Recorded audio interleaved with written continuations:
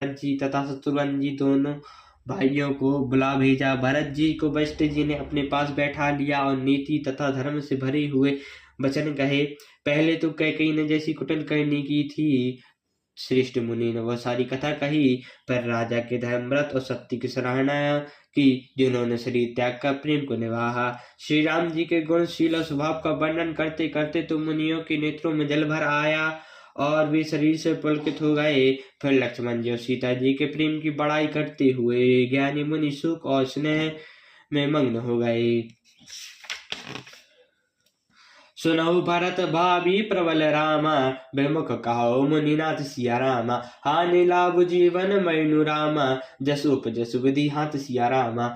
मुनि नाथ ने बिलक कर कहा, हे भरत सुनो, भाभी बड़ी बलवान है। हानि लाभ जीव मरण और यश अपयश यह सब विधाता के हाथ है।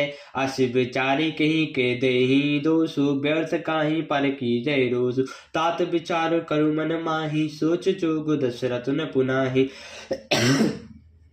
सोचहि विप्र जो वेद बिहाना, तजि निज धर्म विषय लय लीना। सोचहि न पति जो नीति न जाना, जेहि प्रजा प्रिय प्राण समाना। सोचहि बहु कृपान धनवान, जो न अतिथि शिव भक्ति सुजान। सोचो सुदह विप्र अभिमानी, मुख मणि मान प्रिय ज्ञान गमानी। सोचो पुनि प्रतिबंधक नारी, कुटिल काल प्रिय इच्छाचारी। सोचो बटु निज बहुत पर है, जो नहीं स्वर आयसु अनुसर है।